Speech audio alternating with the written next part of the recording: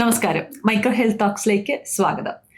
Doctor Anees അലിയോടൊപ്പമുള്ള mind matters എന്ന സീരീസിലെ ഇന്നത്തെ എപ്പിസോഡിൽ നമ്മൾ ചർച്ച ചെയ്യുന്ന വിഷയമാണ് OCD.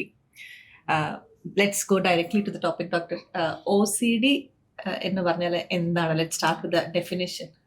Obsessive compulsive disorder, OCD. Obsessive compulsive disorder എന്ന് പറഞ്ഞാൽ അത് വേർഡിൽ തന്നെ നമുക്ക് മനസ്സിലാവും. ഒബ്സഷൻ ആൻഡ് കമ്പൽഷൻ, അതൊരു ഡിസോർഡറിലേക്ക് വരുമ്പോഴാണ് OCD വരുന്നത്. ഇതിന് ഈ മലബാർ ഏരിയയിലൊക്കെ പറയുന്നൊരു പേരുണ്ട്. ശരിക്കും അതൊരു സയന്റിഫിക് ആയിട്ട് പറഞ്ഞിട്ടില്ല. ഒരു ഒസ്വാസ് എന്നൊക്കെ പറയും. മനസ്സിലായി? അതൊരു ശരിക്കും ഒരു സയന്റിഫിക് ആയിട്ട് പ്രൂവൺ വേർഡ് അല്ല. അത് ആ മലബാർ ഏരിയയിൽ ഒരു വിഭാഗം ആളുകൾ ഉള്ള ഒരു പേരാണ്. പക്ഷെ ആളുകൾക്ക് മനസ്സിലാവാൻ ചിലപ്പോൾ ഇത് പറഞ്ഞാലേ അവർക്ക് മനസ്സിലാവുള്ളൂ. അപ്പോൾ ഈ ഒബ്സസീവ് കമ്പൽസീവ് ഡിസോർഡർ എന്ന് പറയുന്നത് ഒരു ആൻസൈറ്റി ഡിസോർഡർ ആണ്. ഒരു ആൻസൈറ്റി ഡിസോർഡറിൽ വരുന്ന ഒരു അസുഖമാണ് OCD. പക്ഷെ നമുക്ക് അതിനെ വളരെ നിസ്സാരവൽക്കരിക്കുകയും അല്ലെങ്കിൽ സിമ്പിളായിട്ട് എടുക്കുകയൊക്കെ ചെയ്യുന്നത് കൊണ്ട് വളരെ വൈകിട്ടാണ് ഒരു പ്രൊഫഷണലായിട്ടൊരു ഹെൽപ്പിന് വേണ്ടിയിട്ട് നമ്മുടെ അടുത്ത് എത്തിപ്പെടുക. അപ്പോൾ പലപ്പോഴും ചെറിയ ചെറിയ കാര്യങ്ങൾ വരുമ്പോൾ അതൊക്കെ നല്ലതല്ലേ, അതിപ്പോൾ കുഴപ്പമില്ലല്ലോ. അപ്പോൾ ഫോർ എക്സാമ്പിൾ വൃത്തിയുടെ കാര്യങ്ങൾ, ക്ലീൻനെസ്, അതൊക്കെ എന്തായാലും ഒരു പരിധി വരെ നമുക്കൊക്കെ വേണമല്ലോ. അല്ലെങ്കിൽ ഇപ്പം ലോക്ക് വീണ്ടും ചെക്ക് ചെയ്യാം, വീടൊക്കെ പൂട്ടിയത് ശരിയാണോ നോക്കാം. ഇതൊക്കെ നമ്മൾ ആലോചിച്ചാൽ ഓക്കെ, നല്ലതാണ്. പക്ഷെ ആ ഒബ്സഷൻ കൂടുതലായി കഴിഞ്ഞാൽ ഡെഫിനറ്റ്ലി അത് നമ്മളെ ലൈഫിനെ ബാധിക്കും. അപ്പോൾ പിന്നെ അതിൽ നിന്ന് കൺട്രോൾ ചെയ്യാനും നമുക്ക് തിരിച്ചു വരാനും ഭയങ്കര പ്രയാസമാണ്. അവിടെയാണ് പ്രശ്നം. എസ്പെഷ്യലി നമ്മളൊരു സിംഗിളായിട്ട് നിൽക്കുന്ന മാതിരി നമ്മളെ ഫ്യൂച്ചറിൽ അല്ലെങ്കിൽ ലേറ്റർ ആയിട്ട് നമ്മൾ മാരേജ് ഒക്കെ ചെയ്യുമ്പോൾ നമ്മൾ വേറെയും കുറേ ആൾക്കാരെ കൺസിഡർ ചെയ്യേണ്ടതുണ്ട്. ഇപ്പം നിങ്ങൾ സിംഗിളായിട്ട് നിൽക്കുമ്പോൾ നിങ്ങൾക്ക് ഒറ്റയ്ക്ക് നിങ്ങളെ കാര്യങ്ങളും നിങ്ങളെ ചുറ്റുപാട് മാത്രം നോക്കിയാൽ മതി. മറ്റൊരാളെ ലൈഫിലേക്ക് കൂടി പോകുമ്പോൾ സ്വാഭാവികമായിട്ട് അവരെ കൂടി കൺസിഡർ ചെയ്യണം. അപ്പോൾ നിങ്ങൾക്ക് ഡിസ്റ്റർബായി തോന്നാത്തത് അവർക്ക് ചിലപ്പോൾ ഡിസ്റ്റർബായി തോന്നിയെന്ന് വരാം. ഡിസ്റ്റർബൻസ് ആവും, സമയം, പ്രശ്നങ്ങൾ എല്ലാം. അപ്പം അങ്ങനെയൊക്കെ വരുമ്പോഴാണ് ഇത് പ്രശ്നമാവുക. അപ്പോഴാണ് ഡോക്ടർ എത്തി കഴിഞ്ഞാൽ പിന്നെ പെട്ടെന്ന് മാറണം.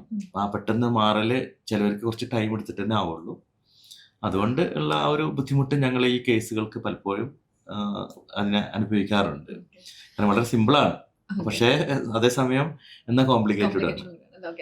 ഡോക്ടർ, ഇത് എങ്ങനെയാണ് ഇപ്പം ഒരാൾക്ക് ഒരു OCD ഉണ്ടെന്ന് നമുക്ക് എങ്ങനെയാണ് അത് ഡയഗ്നോസ് ചെയ്യാൻ പറ്റുന്നത്? അല്ലെങ്കിൽ എന്തായിരിക്കാനുള്ള കാരണം? കാരണം നമ്മൾ കെമിക്കൽ ന്യൂറോ ട്രാൻസ്മിറ്റേഴ്സിലുള്ള ചില കെമിക്കൽ ഇംബാലൻസ് ആണ്. അത് എസ്പെഷ്യലി ചിലവർക്ക് ഒരു ആൻസൈറ്റി ഉള്ള ആളുകളാണെങ്കിൽ അവർക്ക് ഇത് വരാനുള്ള more prone to have this conditions. പിന്നെ ചില ജനറ്റിക് ഇൻഫ്ലുവൻസ് ഉണ്ട്. അപ്പോൾ ഫാമിലി ഹിസ്റ്ററിയിൽ തന്നെ അങ്ങനെയുള്ള ആളുകൾക്ക് ഇത് വരാം. അപ്പോൾ ഇപ്പോൾ ആൾക്കാരുടെ കാര്യം എടുക്കുകയാണെന്ന് വെച്ചാൽ നിങ്ങളെ മുത്തശ്ശി അല്ലെങ്കിൽ അവരൊക്കെ ചിലപ്പോൾ ആ പൂർവികര് അവരൊക്കെ വേറൊരു ജനറേഷനിലെ ആൾക്കാരാണല്ലോ. അവരിലുണ്ടെങ്കിൽ അവർ അന്ന് അത്ര വലിയ കാര്യമൊക്കെ എടുത്തിട്ടുണ്ടാവില്ല. പക്ഷെ ഇപ്പോഴത്തെ അവസ്ഥയിൽ നമ്മൾ കുറച്ചുകൂടി സെൻസിറ്റീവാണ്, അവെയറാണ്.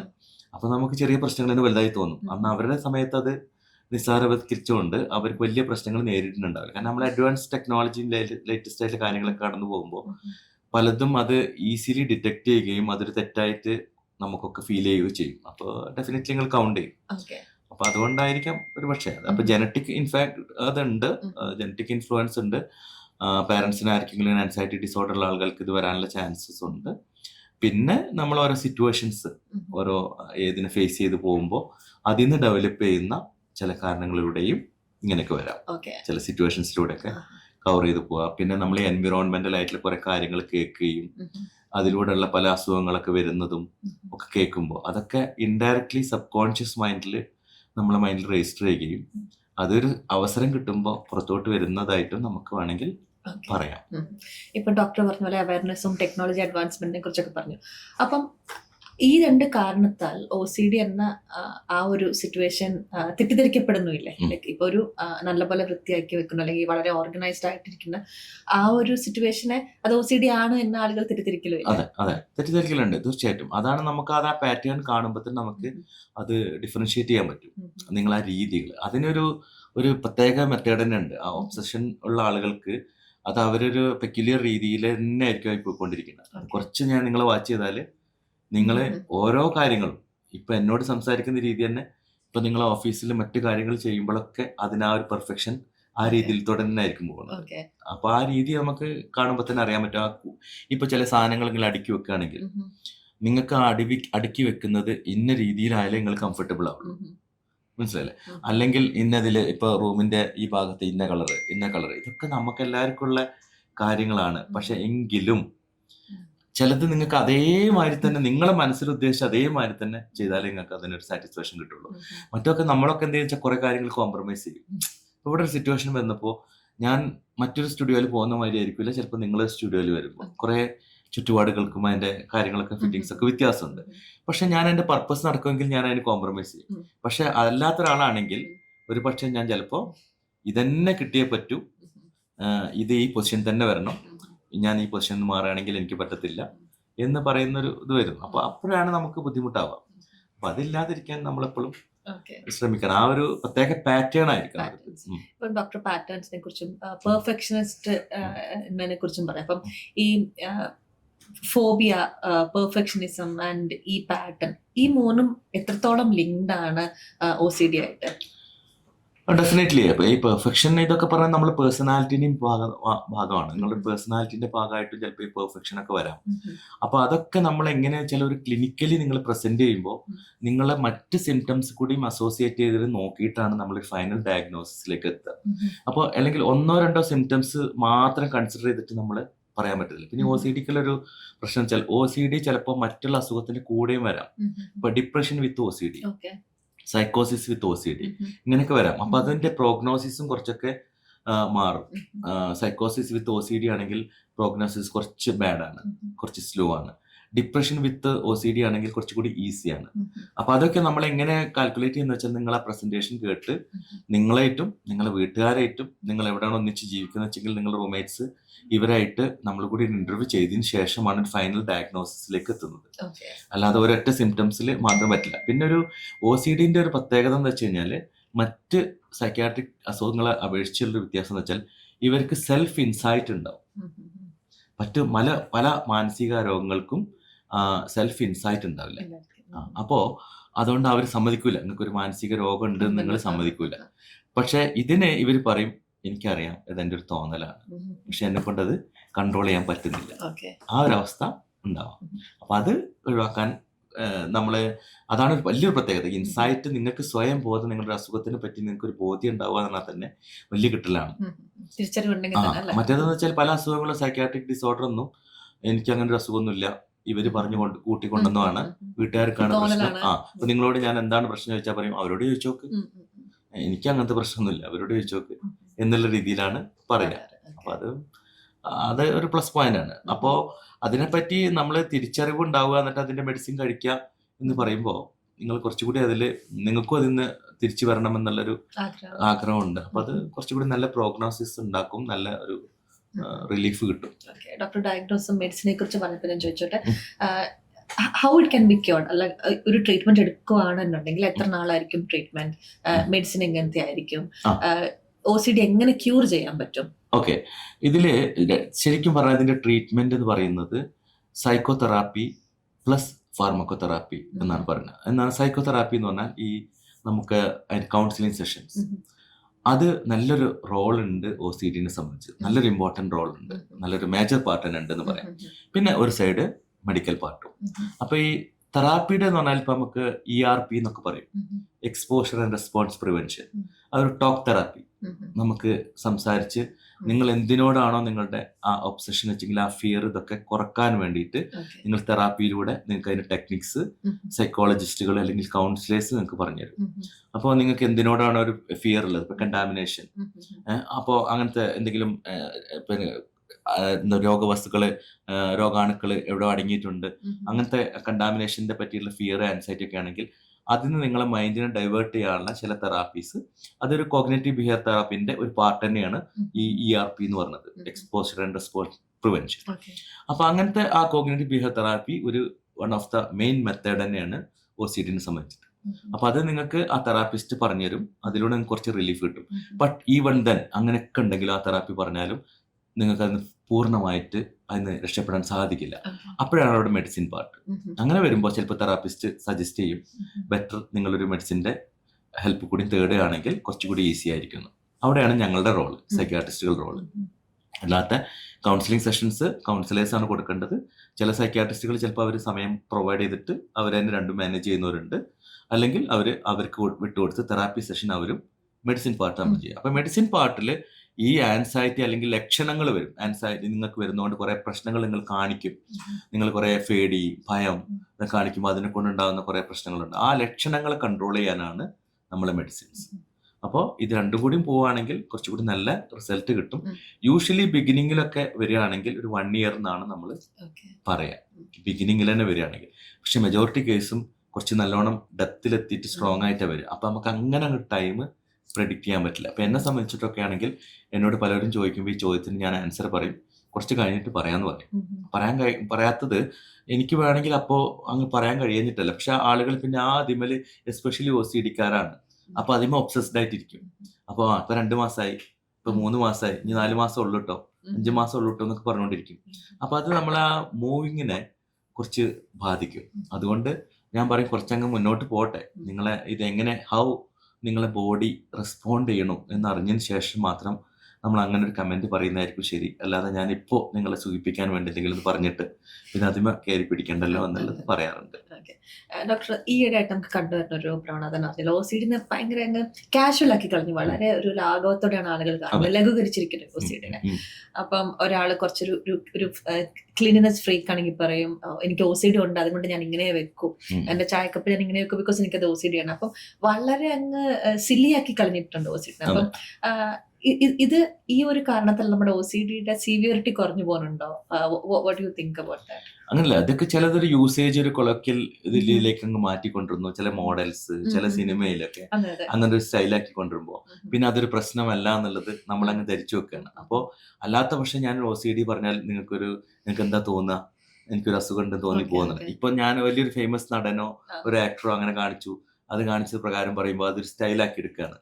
ഒരു മോഡേൺ സ്റ്റൈൽ. പല കാര്യങ്ങളും നമ്മൾ പണ്ടൊക്കെ നാണത്തോടു കൂടി അല്ലെങ്കിൽ ഒരു കുറവോട് കൂടി കാണുന്നത് ഇപ്പൊ ഒരു സ്റ്റൈലായി മാറിയിരിക്കുന്നത് ആ ഒരു യൂസേജിന്റെ മുകളിൽ അങ്ങോട്ട് ഇതായിരിക്കുകയാണ്. അപ്പോൾ അത്രേ ഉള്ളൂ അതില്. അപ്പൊ അതിനോട് എന്താ വെച്ചാൽ ചില കാര്യങ്ങൾ നിസ്സാരവൽക്കരിക്കുമ്പോൾ സിവിയറിറ്റിയിലേക്ക് വരുമ്പോൾ നമുക്ക് അതിന്റെ ആ ഇമ്പോർട്ടൻസ് അത്ര കൊടുക്കില്ല.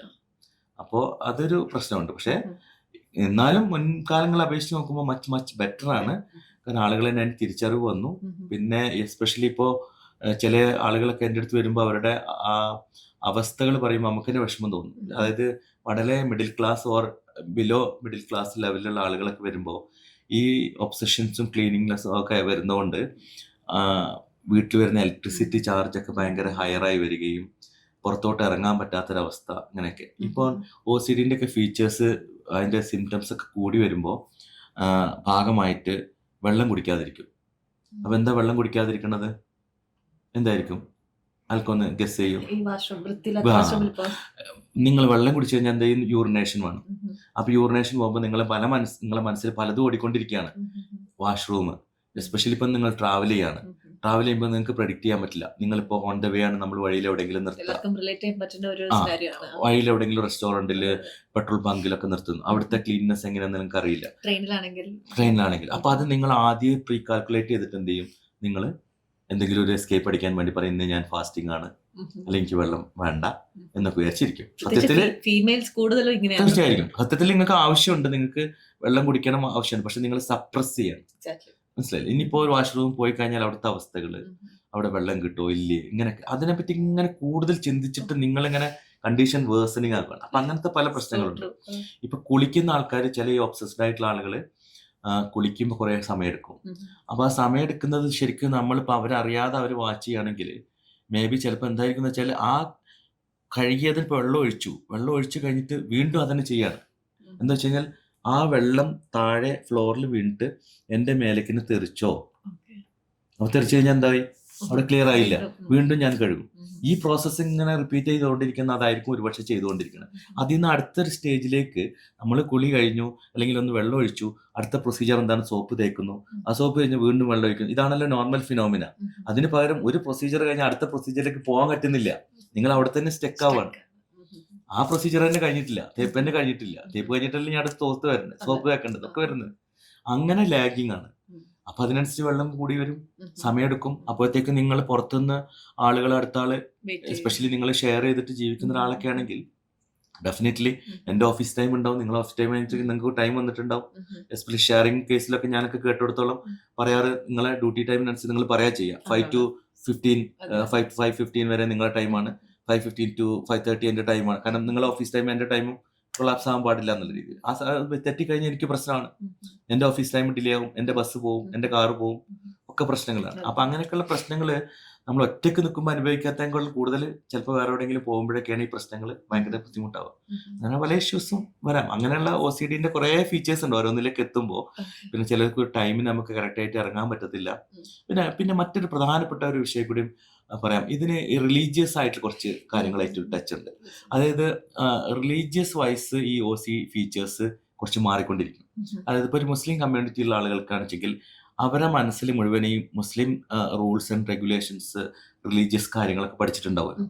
അപ്പൊ അതിന് കോട്ടം തട്ടുന്ന പല കാര്യങ്ങളും ഇപ്പൊ എൻ്റെ അടുത്ത് വരുന്ന സാധാരണ മലബാർ ഏരിയയിൽ നിന്ന് വരുന്ന മലപ്പുറം, കോഴിക്കോട്, കാസർഗോഡ്, കണ്ണൂരൊക്കെ ഭാഗത്ത് നിന്ന് വരുന്ന മുസ്ലിം കമ്മ്യൂണിറ്റിയിലെ ആൾക്കാർ വരുമ്പോൾ അവർക്ക് ഈ OCD ഫീച്ചേഴ്സിൽ കൂടുതലും ഈ പിന്നെ നേരത്തെ പറഞ്ഞാൽ വസ്വാസ് എന്നൊക്കെ, അതുപോലെ എന്താ വെച്ചാൽ നമസ്കാരത്തിനായിട്ട് ബന്ധപ്പെട്ടിട്ടുള്ള കുറെ പ്രശ്നങ്ങൾ വരും. അതായത് പ്രയറിന്റെ സമയത്ത് നമ്മളെ മുസ്ലിം കമ്മ്യൂണിറ്റിയിൽ പ്രയറിന് മുമ്പ് നമ്മൾ ഉളു എടുക്കാന്ന് പറയും. ആ ഉളു എടുക്കുന്നത് ചെയ്തത് ശരിയായില്ല എന്ന് തോന്നുക, അത് വീണ്ടും വീണ്ടും ചെയ്തുകൊണ്ടിരിക്കുക. ഞാൻ അത് എടുത്ത് കഴിഞ്ഞ കാര്യം തന്നെ അതിനുശേഷം പറയാനുള്ള ഒരു പ്രയർ ഒക്കെ ഉണ്ട്, അത് പറഞ്ഞിട്ടില്ല എന്ന് തോന്നുക. അപ്പൊ എന്ത് ചെയ്യും, അത് വീണ്ടും പറഞ്ഞുകൊണ്ടിരിക്കും. അപ്പൊ അത് ചെയ്തിട്ടില്ല, വീണ്ടും ചെയ്തുകൊണ്ടിരിക്കും. അങ്ങനെയുള്ള പ്രശ്നങ്ങൾ വരാം. പിന്നെ ഈ ചെയ്ത കാര്യങ്ങൾ തന്നെ അതിന്റെ ആ പ്രയറിലേക്ക് പോകുമ്പോൾ ആ ചെയ്തുകൊണ്ടിരിക്കുന്ന കാര്യങ്ങൾ തന്നെ കറക്റ്റ് എല്ലാം തോന്നിയിട്ട് വീണ്ടും വീണ്ടും ചെയ്യും. അതൊക്കെ തുടക്കത്തിൽ വരുമ്പോൾ അടുത്തിരിക്കുന്ന ആൾക്കാർ കാണുമോ, അവരറിയോ എന്ന് പേടിച്ചിട്ട് ഞാൻ കുറേയൊക്കെ സപ്രസ് ചെയ്യാൻ നോക്കും. പക്ഷെ ഒരു പരിധി കഴിഞ്ഞാൽ പിന്നെ അതൊക്കെ പോകും. അതുപോലെ ഇപ്പോൾ എൻ്റെ അടുത്ത് കഴിഞ്ഞ വയസ്സൊക്കെ വന്നൊരു പേഷ്യൻ്റ് ഒക്കെ അവരെ പ്രശ്നം എന്ന് വെച്ച് കഴിഞ്ഞാൽ അവരെ ഡ്രസ്സൊക്കെ നമ്മൾ പുറത്ത് അയലിൽ ഇടില്ലേ, ഡ്രസ്സ് ഉണക്കാൻ ഇടില്ലേ, ആ ഇട്ടതൊക്കെ നിലത്ത് ചാടിയിട്ടുണ്ടോ എന്നുള്ള പേടി. എന്താ നിലത്ത് ചാടിയാൽ എന്താ പ്രശ്നം എന്ന് വെച്ചാൽ നിലത്തിലൂടെ പട്ടികളൊക്കെ, നായയും പട്ടിയൊക്കെ പോകുന്നുണ്ട്. അപ്പൊ അവരൊക്കെ നായ തൊടാൻ പാടില്ല എന്ന് മുസ്ലിം ഇതിലൊന്നുണ്ട്. അപ്പൊ അങ്ങനെ തട്ടിയിട്ടുണ്ടോ, എൻ്റെ ഡ്രസ്സ് തട്ടിയിട്ടുണ്ടോ, അങ്ങനെ തട്ടിയിട്ടുണ്ടെങ്കിൽ എൻ്റെ പ്രയർ ശരിയാവില്ല. അപ്പൊ ഒക്കെ കണക്റ്റഡ് ആണ്. അങ്ങനെയൊക്കെ ചിന്തിക്കുന്ന ഇതുണ്ട്. അതേമാതിരി തന്നെ ക്രിസ്ത്യാനിറ്റിയിൽ വരുമ്പോൾ ആ ക്രിസ്ത്യാനിറ്റിന്റെ ഓരോ റിലീജിയസ് ആ വശങ്ങളനുസരിച്ച് നോക്കുമ്പോൾ അത് ഇതായിട്ട് താരതമ്യപ്പെടുത്തിയിട്ട് അങ്ങനെയുള്ള കാര്യങ്ങൾ പറയും. ആ ഹിന്ദു ഇതിൽ വരുമ്പോൾ അതിലേക്ക് വരും. അപ്പൊ ആ ഒബ്സഷൻസ് അവരുടെ മൈൻഡിൽ അത്തരം റിലീജിയസുമായിട്ട് ബന്ധപ്പെട്ടുകൊണ്ടും വരാം. അപ്പൊ അങ്ങനെയൊക്കെ ഉണ്ടാവാറുണ്ട്. എന്തിനോടും കണക്ട് ചെയ്തിട്ട് പോകും. അപ്പൊ ശരിക്കും പറഞ്ഞാൽ അതിന്റെ മുന്നേക്കൂട്ടി അത് തിരിച്ചറിയലും അതൊരു ഡോക്ടറെ എത്തിക്കലുമാണ് പ്രധാനപ്പെട്ട വിഷയം. എന്നിട്ട് അവർക്കൊരു ഇൻസൈറ്റ് ഓറിയന്റഡ് സൈക്കോതെറാപ്പി കൊടുക്കുക. എന്നിട്ട് അവർക്ക് ആ ഇൻസൈറ്റ് ഡെവലപ്പ് ചെയ്യുക. അതിനോട് കൂടെ psychotherapy plus pharmacotherapy, that means medicines കൂടി കൊടുക്കുകയാണെങ്കിൽ നല്ല റിക്കവറി ഒക്കെ കാണാറുണ്ട്. പിന്നെ ഡോസേജ് അഡ്ജസ്റ്റ്മെന്റ് ഒക്കെ അക്കോർഡിംഗ് ടു ദ പേഴ്സൺ നമ്മൾ അതിന്റെ ഡോസേജ് ഒക്കെ വേരിയേഷൻസ് ഒക്കെ കൂട്ടലും കുറക്കലൊക്കെ ചെയ്യും. കാരണം നിങ്ങളുടെ ബോഡി ടോളറൻസ് കൂടി നമ്മൾ നോക്കണം. അങ്ങനെയാണ് ചെയ്യാറ്. ഓക്കെ. ഇപ്പം ഡോക്ടറിന്റെ ഇത്ര വർഷത്തെ എക്സ്പീരിയൻസ്, ഇപ്പൊ ഡോക്ടർ അഭിമുഖീകരിച്ചിട്ടുള്ള ഒരു OCD വളരെ ഇൻട്രസ്റ്റിംഗ് ആയിട്ടോ അല്ലെങ്കിൽ ഓർമ്മയിലിരിക്കുന്ന ഒരു എക്സ്പീരിയൻസ് നമുക്കൊന്ന് ഷെയർ ചെയ്യാൻ പറ്റുമോ? സാധാരണ ഈ കോമൺ ആയിട്ടുള്ള കാര്യങ്ങൾ തന്നെയാണ് ഉണ്ടാവാറ്. ഞാൻ പറഞ്ഞല്ലോ, ഇപ്പോ ഒരു പാവപ്പെട്ട ഒരു മിഡിൽ ക്ലാസ് അല്ലെങ്കിൽ അതിന്റെ ബാക്ക്വേർഡുള്ള ഒരാൾ വന്നിട്ട് എന്നോട് പറഞ്ഞു മകളെ പ്രശ്നമായിട്ട് വന്നതാണ്. അപ്പൊ അവർക്ക് വീട്ടിൽ നിന്ന് ഇറങ്ങണമെങ്കിൽ വരെ വണ്ടി അടുത്ത വീടിന്റെ മുന്നിലേക്ക് എത്തണം. കാരണം നിലത്തൊക്കെ ഈ പശുവിന്റെ ചാണകമുണ്ട്. അപ്പോ പശുക്കളൊക്കെ ഉള്ള നാട്ടില്, അപ്പൊ അതൊക്കെ പശുവിന്റെ ചാണകമൊക്കെ ഉണ്ട്, അതുകൊണ്ട് അതിൽ നടക്കത്തില്ല. അപ്പൊ അവരെ സംബന്ധിച്ചിട്ട് വണ്ടിയൊക്കെ അങ്ങനെ എപ്പോഴും റെന്റിന് വിളിക്കലൊക്കെ അത്ര ഒരു പ്രയാസമുള്ള ഒരു കാര്യമാണ്. അപ്പൊ അങ്ങനെ ഉണ്ടാകുന്ന അനുഭവങ്ങളും ഒക്കെ ഉണ്ടായിട്ട് ആ രക്ഷിതാവ് അല്ലെങ്കിൽ അതുപോലെ വെള്ളത്തിന് മോട്ടറിന് ബില്ല് ഭയങ്കര ഹൈ എമൗണ്ട് ഇലക്ട്രിസിറ്റി അടക്കുന്നു. അപ്പൊ അയാൾ ചോദിക്കാൻ ഒന്ന് കൊന്നു തരുമോ ഡോക്ടറെ എന്നൊക്കെ. മീൻസ് അയാളൊരു നിസ്സഹായ അവസ്ഥ, അയാളെ കൊണ്ട് അഫോർഡ് ചെയ്യാൻ പറ്റുന്നില്ല. പക്ഷെ ഇത് കല്യാണം നടന്നിട്ടില്ല, ഒക്കെ ഇങ്ങനെ പ്രശ്നങ്ങളായി നടക്കുന്ന വലിയൊരു പെൺകുട്ടിയായി. അപ്പോ എല്ലാം കൊണ്ടും അയാൾ ഇങ്ങനെ ആകെ ഇപ്പൊ ജോലി നഷ്ടപ്പെട്ടു, ഗൾഫ് റിട്ടേൺ ഒക്കെയാണ്.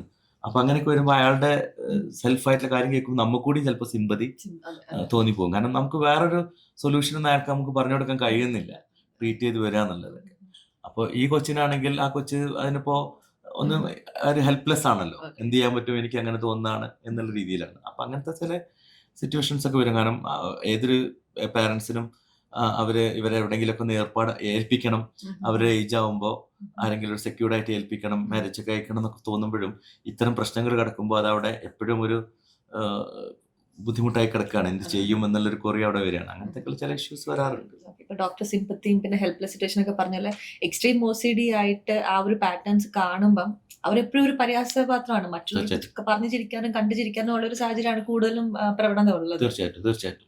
മാത്രമല്ല ഇത് കൂടുതലും നമ്മളെ വീട്ടിൽ നിന്നുള്ള കളിയാക്കളെ കഴിഞ്ഞിട്ട് വരുമ്പോൾ വീട്ടുകാർ ഈ പേഷ്യന്റ് നമ്മുടെ അടുത്ത് പറയാ, അല്ലെങ്കിലേ ഡോക്ടറെ ഇങ്ങനത്തെ വീട്ടിലെ പ്രശ്നങ്ങളൊക്കെ വരുമ്പോൾ ഇവർ എന്നെ കളിയാക്കുന്നതാണ്, നിനക്ക് മാനസികമാണ് ഇങ്ങനെയാണെന്നൊക്കെ പറഞ്ഞിട്ട്. ഇനിയിപ്പോൾ നിങ്ങൾ കൂടി ഇത് സർട്ടിഫൈ ചെയ്ത് കഴിഞ്ഞാൽ എന്തായിരിക്കും സ്ഥിതി? അപ്പൊ പലപ്പോഴും ഉള്ള പ്രശ്നം നമ്മളെപ്പോഴും ശ്രദ്ധിക്കേണ്ട കാര്യം, ഇതൊക്കെ ആരും പർപ്പസ്ഫുള്ളി കാണിക്കുന്നതല്ല. ചില സിറ്റുവേഷൻസിൽ നമ്മൾ അറിയാതെ വന്നു പോകുന്നതാണ്. അങ്ങനെ വരുമ്പോൾ ആ ഒരു വീക്ഷണത്തോട് കൂടിയിട്ടായിരിക്കണം അതിനെ പ്രതികരിക്കാൻ. നമ്മൾ തമാശ എന്നോണം കളിയാക്കുമ്പോൾ അപ്പോൾ അതിന് റെസ്പോൺസ് കിട്ടിയില്ലെങ്കിലും വേറെ എവിടെയെങ്കിലും വെച്ച് അതിന്റെ റിഫ്ലക്ഷൻ ഉണ്ടാവും, അത് നെഗറ്റീവായിട്ട് ബാധിക്കും എന്നുള്ളത് നമ്മൾ മനസ്സിലാക്കാം. അപ്പൊ നമ്മൾ കാരണം വേറൊരാൾ അസുഖം കൂട്ടണ്ടല്ലോ, അതങ്ങനെ മാറിപ്പോകുന്നതാണ് വെച്ചെങ്കിൽ നമ്മൾ പണ്ടെപ്പോഴോ പറഞ്ഞൊരു ഡയലോഗ് ആയിരിക്കും ഒരു പക്ഷേ നിങ്ങൾക്ക് അത് ചിലപ്പോൾ കുറച്ചുകൂടി വേഴ്സണിങ് ആക്കുക. അപ്പൊ അതിന് സിറ്റുവേഷൻ ഇല്ലാതിരിക്കുന്നത് നല്ലതായിരിക്കും. ഡോക്ടർ, ആസ് ഒരു കൺക്ലൂഷൻ മെസ്സേജ് പോലെ ഇപ്പം നമുക്കൊരു പക്ഷേ OCD ഉള്ളവർക്കോ അല്ലെങ്കിൽ ആ സിംറ്റംസ് കണ്ടു തുടങ്ങുന്ന ഒരു ഇനിഷ്യൽ സ്റ്റേജിലുള്ളവർക്കോ അല്ലെങ്കിൽ ഒരു പക്ഷേ ചുറ്റുവട്ടത്തിൽ ഈ ഒരു പാറ്റേൺസ് ഉള്ള ആളുകൾ കൂടെ ഉള്ളവർക്ക്, കലീഗ്സ് ആയിക്കോട്ടെ, ഫാമിലി ആയിക്കോട്ടെ, അപ്പൊ അങ്ങനെയുള്ളവർക്കുള്ളൊരു മെസ്സേജ് എന്താണ് ഡോക്ടർ? തീർച്ചയായിട്ടും ഇതൊരു ആൻസൈറ്റി ഡിസോർഡർ ആണ്. അപ്പോൾ വലിയൊരു പ്രശ്നമാക്കി എടുക്കേണ്ടതൊന്നുമില്ല. തുടക്കത്തിലേ നമ്മൾ ട്രീറ്റ് ചെയ്യുകയാണെങ്കിൽ നമുക്ക് നോർമലായിട്ട് മറ്റുള്ളവരെ പോലെ തന്നെ മുന്നോട്ട് പോകാൻ സാധിക്കും. അപ്പൊ അതൊരു നാണക്കേടോ കുറവോ ആയിട്ട് നമ്മൾ കണക്കാക്കരുത്. ഒന്നെങ്കിൽ ഇപ്പൊ എനിക്കുള്ളതാണെന്ന് വെച്ചാൽ എൻ്റെ ലൈഫ് പാർട്ട്ണറോട്, എൻ്റെ വൈഫിനോടോ, എൻ്റെ കൊളീഗ്സ് ആയിട്ടുള്ളവരോടോ, അല്ലെങ്കിൽ എൻ്റെ ഫാദർ, എൻ്റെ ഉപ്പ ഉമ്മ, അവരോടൊക്കെ ഞാൻ പറഞ്ഞിട്ട് ഒരു പ്രൊഫഷണൽ ഹെൽപ്പ് തേടുന്നത് എപ്പോഴും നല്ലതായിരിക്കും. അതർവൈസ് നമുക്ക് തന്നെ സ്വന്തം പോകണമെങ്കിൽ അങ്ങനെ പോവാം. ആ ട്രീറ്റ്മെന്റ് തുടക്കത്തിൽ എടുക്കുകയാണെങ്കിൽ അത് നല്ല ബെറ്റർ ആയിരിക്കും. കാരണം ന്യൂറോ ട്രാൻസ്മിറ്റേഴ്സിലുള്ള കെമിക്കൽ ഇംബാലൻസ് വരുമ്പോൾ ഇങ്ങനെ ഉണ്ടാവാം. അപ്പോൾ നമ്മൾ തരുന്ന മരുന്ന് തന്നെ ഭയങ്കര ഹാംഫുൾ ആയിട്ടോ നിങ്ങളെ സെഡേറ്റീവ് ആയിട്ടോ കടത്തുന്നതൊന്നുമല്ല. ജീവിതകാലം മുഴുവൻ കഴിക്കേണ്ടി വരും എന്നുള്ള തെറ്റിദ്ധാരണയൊന്നും വേണ്ട. തുടക്കത്തിൽ കിട്ടുകയാണെങ്കിൽ നമുക്ക് ആ പീരീഡ് ഓഫ് ടൈം മരുന്ന് കഴിച്ച് നമുക്ക് നോർമലായിട്ട് തന്നെ മുന്നോട്ട് പോകാൻ പറ്റും. അപ്പോൾ ആ ഒരു ഇതുണ്ടാക്കും. പിന്നെ മറ്റ് ശാരീരിക രോഗങ്ങൾ പോലെ തന്നെ രോഗമായിട്ട് ഇതിനെ കണ്ടെത്തുക. ഇതിൽ വേറെ ഒരു വെറൈറ്റി ആയിട്ടും വേറൊരു കാറ്റഗറി ആയിട്ടും ഒരു ഐത്തമായിട്ടൊന്നും കണക്കാക്കണ്ടില്ല. മനസ്സിനെ ബാധിക്കുന്ന പ്രശ്നങ്ങളെ മാനസികം എന്ന് പറയുന്നു. അതിൽ പെട്ടൊരു ആൻസൈറ്റി ഡിസോർഡർ ആണ് ഇതെന്ന് മാത്രം. അപ്പോൾ അതിനെ വലിയൊരു സംഭവമാക്കി മാറ്റണ്ട.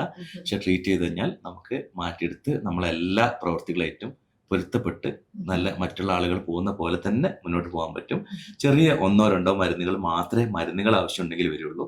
അതോടൊപ്പം ചില തെറാപ്പി കൂടി ഒന്നിച്ച് പോവുകയാണെങ്കിൽ അത് നല്ല ഒരു നോർമൽ ലൈഫ് ലീഡ് ചെയ്യാൻ സാധിക്കും എന്ന് തന്നെയാണ് എൻ്റെ എക്സ്പീരിയൻസ് എനിക്ക് കാണിച്ചു തന്നിട്ടുള്ളത്. Okay, so with that profound message, ഇപ്പോൾ ഡോക്ടർ പറഞ്ഞ പോലെ നമ്മുടെ ദൈനംദിന ജീവിതത്തിൽ നമ്മൾ ചെയ്യുന്ന കാര്യങ്ങൾ നമ്മൾ ഫോഴ്സ്ഫുള്ളി റിപ്പിറ്റേറ്റീവ് ആയിട്ട് ചെയ്യാൻ വേണ്ടി നമ്മൾ ഫോഴ്സ്ഡ് ആകുവാണ്.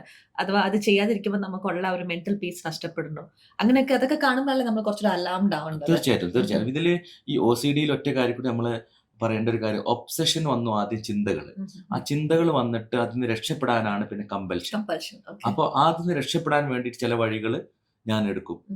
ഇപ്പോ ഞാൻ 2 സ്റ്റെപ്പ് നടക്കുമ്പോൾ ഞാനിങ്ങനെ നടന്നുകൊണ്ടിരിക്കുമ്പോൾ എനിക്ക് എൻ്റെ ഒരു ഒബ്സഷൻ എൻ്റെ മൈൻഡിൽ വരികയാണ്, ഇനി ഒന്ന് ജമ്പ് ചെയ്തിട്ട് മുന്നോട്ട് പോകണം. ഇത് വളരെ കോമൺ ആയിട്ട് കാണാണ്. അല്ലെങ്കിൽ ഈ ബ്ലോക്കിൽ കാല് വെക്കുന്നത്, അടുത്ത ബ്ലോക്കിൽ ഒരു പാറ്റേൺ നമ്പർ ഫോളോ ചെയ്തിട്ട് അങ്ങനെ കാല് സ്റ്റെപ്സ് വെക്കുന്നു. അതെ, അങ്ങനെയൊക്കെ പല സ്റ്റെപ്പ്. അത് ഈ OCD ഫീച്ചേഴ്സിന്റെ ഒരു ഭാഗമാണ്.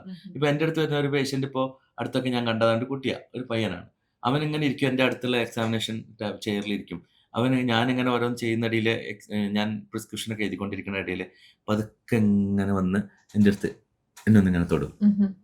അപ്പൊ അവൻ ആ ഒബ്സഷനാണ്, എന്നെ ജസ്റ്റ് ഒന്ന് തൊടുക എന്നുള്ളതാണ് അവൻ്റെത്. വേറെ ഒന്നുമില്ല, ഉപദ്രവിക്കണമൊന്നുമില്ല, ജസ്റ്റ്. അപ്പൊ അവൻ ഓക്കെ, സാറ്റിസ്ഫൈഡ് ആയി. അങ്ങനെയുള്ള പലതും ഉണ്ടാവും. പിന്നെ ഇപ്പൊ ഈ ലോക്സ് ആണെങ്കിലും മറ്റാണെങ്കിലും വീണ്ടും വന്ന് നോക്കും. ഇപ്പൊ ഗ്യാസ് സാധാരണ വീട്ടിലൊക്കെ കോമൺ ആണ്. അപ്പോൾ ആ സ്മെല്ല് ചിലപ്പോൾ നമുക്ക് ഒരിക്കൽ ഫീൽ ചെയ്തിട്ടുണ്ടെങ്കിൽ വീണ്ടും അത് അടഞ്ഞില്ല തോന്നിയിട്ട് വീണ്ടും പോയി നോക്കും. പക്ഷെ അതൊക്കെ 1-2 പ്രാവശ്യം ഓക്കെ. പക്ഷെ അതിൽ നിർത്താതെ നിങ്ങൾ ചിലപ്പോൾ ഒരു ജേണി പോയിക്കൊണ്ടിരിക്കുമ്പോൾ പകുതി വെച്ച് വീണ്ടും നിങ്ങൾക്കത് പ്രശ്നമായി തിരിച്ചു വരികയും ചെക്ക് ചെയ്യുക, അതിനൊരു ഒരു സ്റ്റോപ്പ് ഇല്ലാതെ പോകുമ്പോഴൊക്കെയാണ് ഈ പ്രശ്നം. അതെ. അപ്പൊ അതാണ് ഈ ഒബ്സഷനും കമ്പൽഷനും കൂടെ വരുന്ന. ആ ഒബ്സഷൻ പോവാൻ വേണ്ടിയിട്ടാണ് കമ്പൽഷൻ ചെയ്യുന്നത്. അങ്ങനെ ചെയ്താലേ അത് ചെയ്യാൻ പറ്റുള്ളൂ, അടുത്ത സ്റ്റെപ്പിലേക്ക് അവർക്ക് മുന്നോട്ട് നീങ്ങാൻ പറ്റുള്ളൂ. അല്ലെങ്കിൽ അവരവിടെ സ്റ്റക്ക് ആവും. അപ്പോൾ അതുകൊണ്ടുള്ള ഇതാണ്. അപ്പോൾ അതുകൊണ്ട് ഇത്തരം സൈക്കോതെറാപ്പി പ്ലസ് ഫാർമക്കോതെറാപ്പി ഉപയോഗിച്ചിട്ടാണ് അതിന്റെ സക്സസ് റേറ്റ് കൂടുതൽ. കൂടുതൽ. ഓക്കെ. അപ്പം നേരത്തെ നമ്മൾ പറഞ്ഞത് നമ്മൾ OCD ലഘൂകരിക്കുമല്ല, പക്ഷേ ഇപ്പം നിങ്ങൾക്കോ നിങ്ങളുടെ കൂടെയുള്ളവർക്കോ ഈ പറഞ്ഞ സിംറ്റംസിൽ ഏതെങ്കിലും നിങ്ങൾ കണ്ടിട്ടുണ്ടെന്നുണ്ടെങ്കിൽ അവരെ ഒന്ന് കുറച്ചുകൂടെ കരുതുക. അതെ. ട്രീറ്റ്മെന്റിൽ ഇത് മാറുന്നതായിരിക്കും. അഥവാ അല്ലെങ്കിൽ ഇങ്ങനത്തെ ഈ പാറ്റേൺസ് കാണുമ്പോൾ നമ്മൾ പരിഹസിക്കാതെ കണ്ട് ചിരിക്കാതെ ഒന്ന് Exactly. കരുതാൻ വേണ്ടി ശ്രമിക്കുക. അപ്പം ഇന്നത്തെ ടോപ്പിക്ക് OCD എന്നുള്ളതാണ്. ഇതിനെക്കുറിച്ച് നിങ്ങൾക്ക് എന്തെങ്കിലും സംശയങ്ങളോ നിങ്ങൾക്ക് എന്തെങ്കിലും ഡൗട്ട്സോ ഉണ്ടെങ്കിൽ താഴെ കാണുന്ന ഇമെയിൽ അഡ്രസ്സിലേക്ക് യു ക്യാൻ സെൻഡ് ഇറ്റ്, ഒരു കമന്റ് സെക്ഷനിൽ നിങ്ങൾക്ക് സംശയങ്ങളും ചോദിക്കാവുന്നതാണ്. മറ്റൊരു ടോപ്പിക്കുമായിട്ട് വീണ്ടും കാണുന്നവരെ signing off. Micro health talks for precious life.